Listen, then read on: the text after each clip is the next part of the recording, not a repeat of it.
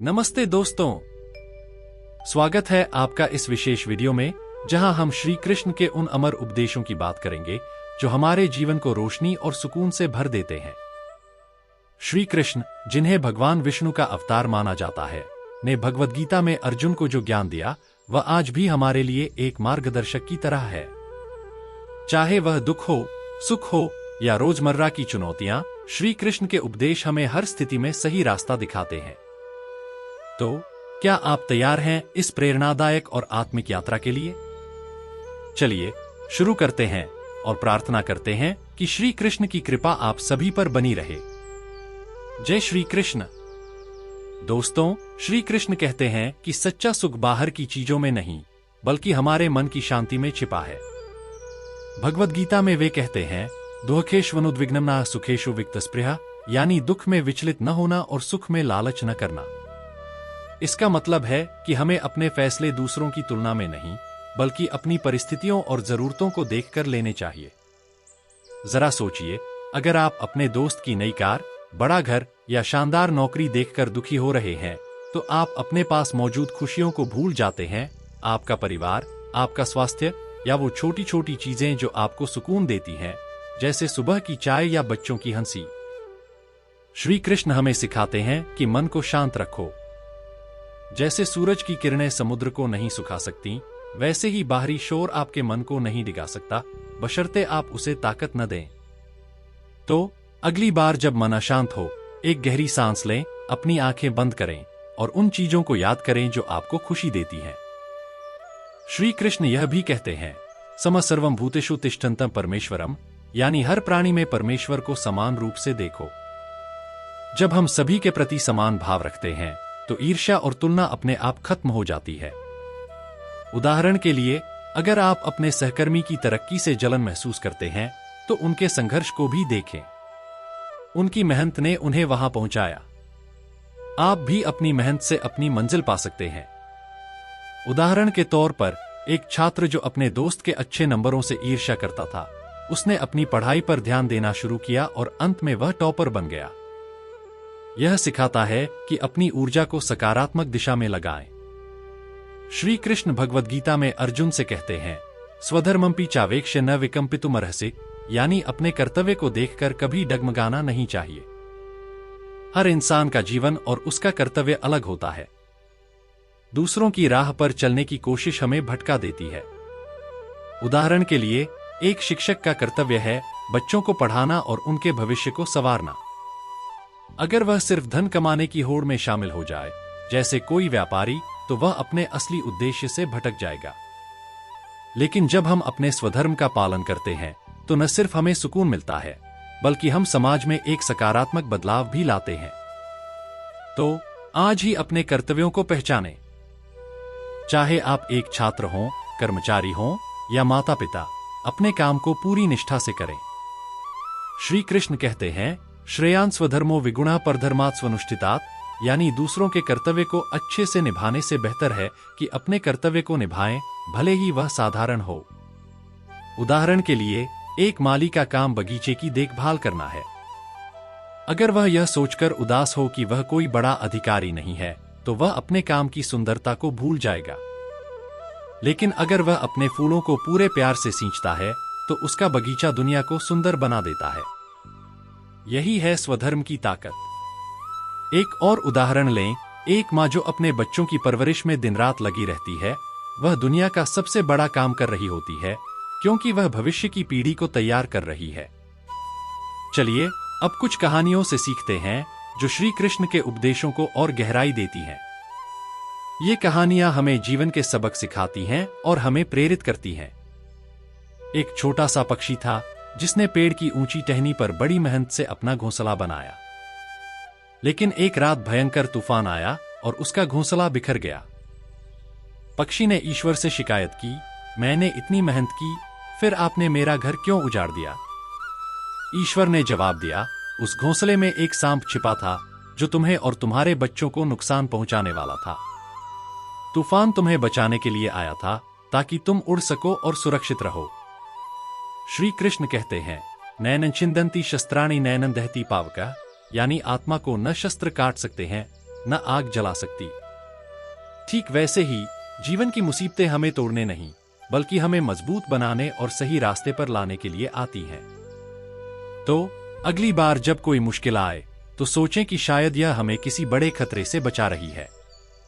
इस कहानी का एक और सबक है विश्वास। हमें ईश्वर पर भरोसा रखना चाहिए कि हर घटना के पीछे कोई न कोई कारण होता है। जैसे अगर आपका कोई प्रोजेक्ट असफल हो जाता है तो शायद वह आपको कुछ नया सिखाने या बेहतर अवसर की ओर ले जाने के लिए हुआ। उदाहरण के लिए, एक युवक ने नौकरी के लिए इंटरव्यू दिया, लेकिन वह असफल हो गया। वह निराश था, लेकिन कुछ महीनों बाद उसे उससे कहीं बेहतर नौकरी मिली। यह सिखाता है कि हर असफलता हमें कुछ नया सिखाने के लिए आती है। एक गुरु ने अपने शिष्यों से कहा, हमारे अंदर दो शक्तियां रहती हैं। पहली है नकारात्मक शक्ति, जो क्रोध, ईर्ष्या, लालच और अहंकार को पनपाती है। दूसरी है सकारात्मक शक्ति, जो प्रेम, दया, शांति और सद्भाव को बढ़ावा देती है। अब सवाल यह है, इनमें से कौन जीतेगा? गुरु ने कहा, वही शक्ति जीतेगी जिसे तुम पोषण दोगे। श्री कृष्ण भी भगवद गीता में कहते हैं, मन एव मनुष्याणा कारणम बंध मोक्षयोः, यानी मन ही बंधन और मुक्ति का कारण है। दोस्तों, आज से यह संकल्प ले कि हम क्रोध की जगह दया, लालच की जगह उदारता और चिंता की जगह शांति को चुनेंगे। उदाहरण के लिए, अगर कोई आपसे बहस करता है तो गुस्सा होने की बजाय शांत रहकर जवाब दें। यह न सिर्फ आपको सम्मान दिलाएगा, बल्कि आपके मन को भी सुकून देगा। यह छोटा सा बदलाव आपके रिश्तों और जीवन को बेहतर बना सकता है। एक बार एक कर्मचारी ने अपने बॉस के गलत व्यवहार को नजरअंदाज किया और धैर्य से काम लिया। उसकी यह शांति देखकर बॉस ने न केवल उसका सम्मान किया, बल्कि उसे तरक्की भी दी। पंचतंत्र की एक मशहूर कहानी है चींटी और टिड्डे की। गर्मियों में चींटी मेहनत करके भोजन इकट्ठा करती थी, जबकि टिड्डा दिन भर गाना गाता और मौजमस्ती करता था। जब सर्दी आई तो चींटी के पास भोजन था, लेकिन टिड्डा भूखा रह गया। यह कहानी हमें सिखाती है कि मेहनत और दूरदर्शिता जीवन में कितनी जरूरी है। श्री कृष्ण भी कहते हैं कि कर्म ही जीवन का आधार है। तो दोस्तों, आज से मेहनत शुरू करें। चाहे वह पढ़ाई हो, नौकरी हो या कोई छोटा सा लक्ष्य, हर कदम आपको आपकी मंजिल के करीब ले जाएगा। उदाहरण के लिए, एक छात्र ने रोज 2 घंटे पढ़ाई की आदत डाली और साल के अंत में वह अपनी कक्षा में अव्वल आया। यह मेहनत का फल था। पंचतंत्र की एक और कहानी है कछुआ और खरगोश।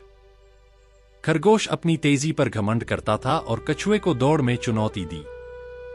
दौड़ शुरू हुई, खरगोश तेजी से आगे निकल गया, लेकिन रास्ते में रुककर सो गया। कछुआ धीरे धीरे लेकिन लगातार चलता रहा और अंत में जीत गया।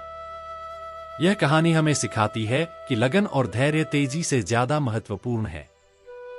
श्री कृष्ण कहते हैं, योगस्थ कुरु कर्माणि, यानी संतुलन के साथ कर्म करो। तो अपने लक्ष्यों के लिए लगातार मेहनत करें, भले ही कदम छोटे हों। उदाहरण के लिए, एक लेखक ने रोज 1 पेज लिखने की आदत डाली और 1 साल में उसने पूरी किताब लिख दी। धैर्य ने उसे सफलता दिलाई। पंचतंत्र की एक और कहानी है बंदर और मगरमच्छ। एक बंदर पेड़ पर रहता था और नदी में रहने वाले मगरमच्छ से उसकी दोस्ती हो गई। मगरमच्छ ने बंदर को अपने घर आमंत्रित किया, लेकिन उसका इरादा उसे खाने का था। बंदर ने अपनी बुद्धि से मगरमच्छ को चकमा दिया और अपनी जान बचाई। यह कहानी हमें सिखाती है कि बुद्धि और सावधानी हमें मुसीबतों से बचा सकती है। श्री कृष्ण भी कहते हैं कि बुद्धि से ही सही निर्णय लिए जाते हैं। उदाहरण के लिए, एक व्यापारी ने जल्दबाजी में सौदा करने की बजाय सावधानी बरती और धोखे से बच गया। तो अपने जीवन में हमेशा सोच समझकर कदम उठाएं। एक और कहानी है बुद्धिमान तोता। एक तोता जंगल में रहता था और उसे हर खतरे की खबर पहले से मिल जाती थी। एक दिन उसने देखा कि शिकारी जाल बिछा रहे हैं। उसने अपने साथियों को चेतावनी दी और सभी पक्षी बच गए। यह कहानी हमें सिखाती है कि जागरूकता और समय पर निर्णय लेना कितना जरूरी है। श्री कृष्ण कहते हैं, बुद्धियुक्तो जहाती उभय सुख दुखे, यानी बुद्धि से युक्त व्यक्ति सुख और दुख दोनों को छोड़ देता है। तो हमेशा सतर्क रहें और सही समय पर सही कदम उठाएं।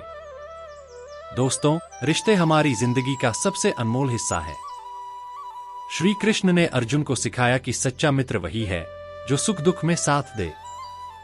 भगवद गीता में वे कहते हैं, सर्वम विश्वेन सन्नाति, यानी सच्चा ज्ञान प्रेम और विश्वास के साथ बांटने से मिलता है। अपने रिश्तों में ईमानदारी और दया बनाए रखें। उदाहरण के लिए, अगर आप अपने दोस्त की गलती को प्यार से समझाते हैं तो वह रिश्ता और मजबूत होता है। लेकिन अगर आप चुगली या निंदा करते हैं तो विश्वास टूट जाता है। सोचिए, एक छोटा सा सॉरी या थैंक यू कितना बड़ा बदलाव ला सकता है।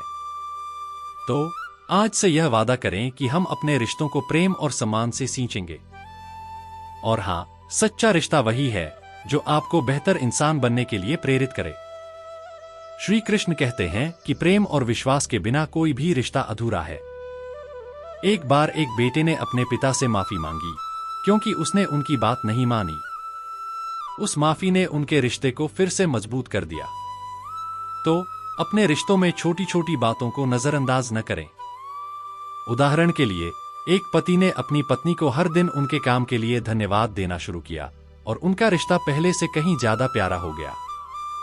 जीवन में सुख दुख, जीत हार और लाभ हानि आते जाते रहते हैं। श्री कृष्ण कहते हैं, सुख दुखे समय कृत्वा लाभालाभो जयाजयो, यानी इन सबको समान भाव से देखो। असफलता से डरने की जरूरत नहीं है, क्योंकि हर असफलता हमें कुछ नया सिखाती है। जरा सोचिए, थॉमस एडिसन ने बल्ब बनाने में हजारों बार असफलता देखी, लेकिन उन्होंने हार नहीं मानी। उनकी हर असफलता ने उन्हें कुछ नया सिखाया और आखिरकार उन्होंने दुनिया को रोशनी दी। उसी तरह आप भी अपनी असफलताओं को सीढ़ी बनाएं। अगली बार जब कोई काम न हो तो खुद से कहें, यह सिर्फ एक पड़ाव है, मंजिल अभी बाकी है।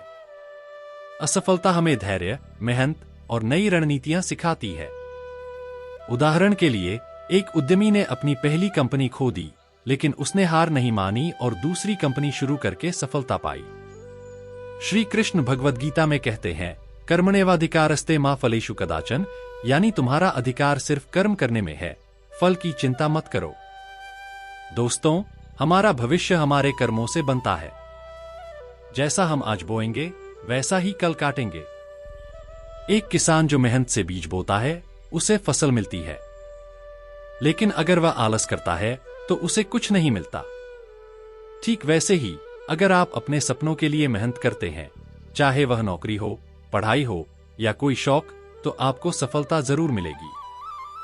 तो आज से यह संकल्प ले कि हम सच्चाई और मेहनत के रास्ते पर चलेंगे। और हां, छोटे छोटे कर्म भी बड़े बदलाव लाते हैं। जैसे रोज एक अच्छा काम करने की आदत आपके जीवन को बदल सकती है। उदाहरण के लिए, एक व्यक्ति ने रोज अपने पड़ोसी की छोटी मोटी मदद शुरू की और धीरे धीरे उसका पूरा मोहल्ला एक परिवार की तरह हो गया। दोस्तों, सकारात्मक सोच हमारे जीवन को जादू की तरह बदल सकती है। श्री कृष्ण कहते हैं कि मन को नियंत्रित करने से ही सच्ची शांति मिलती है। तो हम अपने मन को कैसे सकारात्मक रखें? हर सुबह एक सकारात्मक संकल्प लें, जैसे आज मैं किसी की मदद करूंगा या आज मैं शांत रहूंगा। जब बारिश में आप फंस जाएं, तो यह सोचें कि यह प्रकृति का आशीर्वाद है। या एक बार एक व्यापारी ने अपनी सारी संपत्ति खो दी, लेकिन सकारात्मक सोच के साथ उसने नए सिरे से शुरुआत की और सफलता पाई। यह छोटी छोटी सकारात्मक सोच आपके जीवन को खुशियों से भर देगी। उदाहरण के लिए, एक कर्मचारी ने अपने ऑफिस में हर दिन एक सकारात्मक टिप्पणी देना शुरू किया और उसका पूरा दफ्तर खुशहाल माहौल में बदल गया। श्री कृष्ण हमें सिखाते हैं कि कृतज्ञता जीवन को और सुंदर बनाती है। भगवद गीता में वे कहते हैं कि जो व्यक्ति संतुष्ट और आभारी रहता है वह सच्चा सुख पाता है। जरा सोचिए, जब आप अपने परिवार, दोस्तों या छोटी छोटी चीजों जैसे गर्म खाना या धूप वाला दिन के लिए आभार व्यक्त करते हैं, तो आपका मन कितना हल्का हो जाता है। एक बार एक बच्चे ने अपनी मां को धन्यवाद कहा, सिर्फ इसलिए कि उन्होंने उसके लिए खाना बनाया। उस छोटे से थैंक यू ने मां का दिन बना दिया। तो आज से यह आदत डालें कि हर दिन कम से कम एक व्यक्ति को धन्यवाद कहें। यह आपके रिश्तों को और मजबूत करेगा। उदाहरण के लिए, एक शिक्षक ने अपने छात्रों को हर दिन उनकी मेहनत के लिए धन्यवाद देना शुरू किया और कक्षा का माहौल पूरी तरह बदल गया। श्री कृष्ण कहते हैं, क्षमा धन च यद्यदाचरति, यानी क्षमा धन से भी ज्यादा मूल्यवान है। जब हम दूसरों को माफ कर देते हैं तो हमारा मन हल्का हो जाता है। उदाहरण के लिए, अगर कोई आपका अपमान करता है तो उसे क्रोध से जवाब देने की बजाय क्षमा करें। यह न सिर्फ आपको शांति देता है बल्कि सामने वाले को भी सुधारने का मौका देता है। क्षमा का मतलब है गलतियों को भूल जाना और दूसरों को नया मौका देना। एक बार एक व्यक्ति ने अपने पुराने दोस्त की गलती को माफ किया और उनकी दोस्ती फिर से पहले जैसी हो गई। यह सिखाता है कि क्षमा रिश्तों को जोड़ती है। श्री कृष्ण हमें सिखाते हैं कि नम्रता ही सच्ची महानता है। भगवद गीता में वे कहते हैं, विद्या विनयन सर्वम तद्विद्या च सर्वम, यानी विद्या और विनम्रता ही सब कुछ है। नम्रता का मतलब है अपने अहंकार को त्यागना और दूसरों के प्रति दयालु होना। उदाहरण के लिए, एक बार एक व्यक्ति ने अपने शत्रु को माफ कर दिया और उसने न केवल शांति पाई बल्कि उसका जीवन भी बेहतर हो गया। नम्रता हमें दूसरों की गलतियों को स्वीकार करने और आगे बढ़ने की ताकत देती है। एक और उदाहरण लें, एक बॉस ने अपने कर्मचारियों की गलतियों को नम्रता से सुधारा और उसका दफ्तर एक खुशहाल जगह बन गया। श्री कृष्ण कहते हैं, आत्मनस्तु सनादति सर्वम विश्वेन, यानी आत्मा ही सब कुछ है। इसका मतलब है कि जीवन का असली उद्देश्य आत्मज्ञान और दूसरों की सेवा है। उदाहरण के लिए, एक व्यक्ति ने गरीबों की मदद की और उसे जो सुकून मिला वह धन से कहीं ज्यादा था। दूसरों की सेवा करना और सच्चाई के रास्ते पर चलना ही जीवन का असली मकसद है। श्री कृष्ण हमें सिखाते हैं कि हमें अपने कर्मों को बिना स्वार्थ के करना चाहिए। जैसे एक व्यक्ति ने बिना किसी अपेक्षा के अपने पड़ोसी की मदद की और उसका मन हल्का हो गया। यह हमें सिखाता है कि सच्ची खुशी दूसरों की भलाई में है। उदाहरण के लिए, एक युवा ने अपने गांव में मुफ्त पढ़ाई शुरू की और उसने न केवल बच्चों का भविष्य बनाया बल्कि खुद को भी गर्व महसूस हुआ। श्री कृष्ण हमें वैराग्य यानी डिटैचमेंट का महत्व सिखाते हैं। भगवद गीता में वे कहते हैं, सर्वम कर्माखिलम पार्थ ज्ञाने परिसमाप्यति, यानी सारा कर्म ज्ञान में समाप्त होता है। वैराग्य का मतलब है कि हम भौतिक चीजों के प्रति आसक्ति छोड़ दें और अपनी आत्मा पर ध्यान दें। उदाहरण के लिए, एक धनी व्यक्ति ने अपनी सारी संपत्ति दान कर दी क्योंकि उसे एहसास हुआ कि सच्चा सुख धन में नहीं बल्कि मन की शांति में है। यह वैराग्य हमें सिखाता है कि हमें जरूरत से ज्यादा चीजों की लालसा नहीं करनी चाहिए। उदाहरण के लिए, एक कर्मचारी ने प्रमोशन की चाहत छोड़कर अपने काम पर ध्यान दिया और उसे न केवल तरक्की मिली बल्कि मन का सुकून भी मिला। तो आज से यह संकल्प ले कि हम जरूरत से ज्यादा की लालसा छोड़कर जो हमारे पास है उसमें खुश रहेंगे। श्री कृष्ण निष्काम कर्म यानी बिना फल की इच्छा के कर्म करने की बात सिखाते हैं। भगवद गीता में वे कहते हैं, न ही कश्चित क्षणमपि जातु तिष्ठत्य कर्मकृत, यानी कोई भी एक पल के लिए भी कर्म किए बिना नहीं रह सकता। निष्काम कर्म का मतलब है कि हम अपने कर्तव्यों को पूरी निष्ठा से करें लेकिन फल की चिंता न करें। उदाहरण के लिए, एक शिक्षक ने अपने छात्रों को मुफ्त में पढ़ाया बिना किसी पुरस्कार की उम्मीद के। उसकी यह निस्वार्थ सेवा ने न केवल छात्रों का भविष्य बनाया बल्कि उसे भी असीम शांति मिली। एक और उदाहरण लें, एक डॉक्टर ने गांव में मुफ्त इलाज शुरू किया और उसका यह काम पूरे समुदाय के लिए प्रेरणा बन गया। तो अपने कर्मों को निस्वार्थ भाव से करें और देखें कि आपका जीवन कितना सुंदर हो जाता है। श्री कृष्ण हमें श्रद्धा यानी ईश्वर पर विश्वास का महत्व सिखाते हैं। भगवद गीता में वे कहते हैं, श्रद्धावा लभते ज्ञान तत्परः संयतेन्द्रियः, यानी श्रद्धा से युक्त व्यक्ति ही ज्ञान प्राप्त करता है। श्रद्धा का मतलब है कि हम ईश्वर और अपने आप पर भरोसा रखें। उदाहरण के लिए, एक किसान ने सूखे के समय भी अपने खेतों में बीज बोए क्योंकि उसे ईश्वर पर भरोसा था। बारिश आई और उसकी फसल लहलहा उठी। यह श्रद्धा हमें मुश्किल समय में हिम्मत देती है। एक और उदाहरण लें, एक छात्र ने अपनी परीक्षा की तैयारी पूरी श्रद्धा से की और उसका परिणाम शानदार रहा। तो अपने जीवन में श्रद्धा को बनाए रखें।